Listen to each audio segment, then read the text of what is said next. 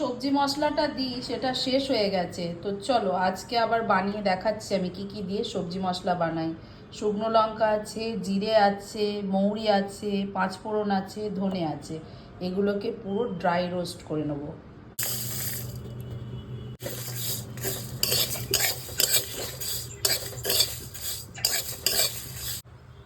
এই মশলাটা আমি শুধু সবজিতে দিই না, আমি দই বড়া করলে দিই, পাপড়ি চাটে দিই, তারপর ফুচকার মধ্যে এই মশলাটা পড়ে, শাকেতে দিই, সবজিতে দিই, সব কিছুতে এভরিথিং এই মশলাটা দেয়া যায়। দারুণ হয়। একবার অবশ্যই এই মশলাটা বানিয়ে বাড়িতে একটা কন্টেনারে করে রেখে দেবে, অনেক দিন চলে মশলাটা। টেস্ট দারুণ হয় সবজি।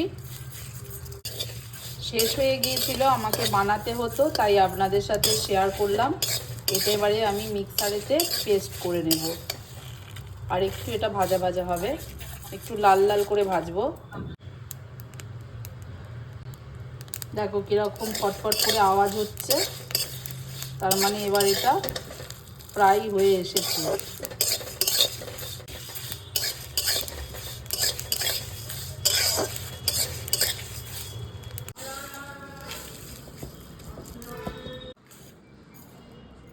এটা একটু ঠান্ডা হতে দেব, তারপরে এটা মিক্সারে পেস্ট করে নেব, কিংবা শিলে গুঁড়িয়েও নিতে পারেন। আর ঠান্ডা হয়ে গেছে, এবার এটাকে পেস্ট করে নেব।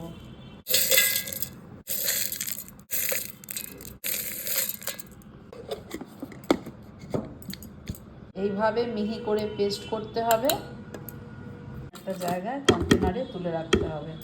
ব্যাস হয়ে গেছে, মশলা রেডি।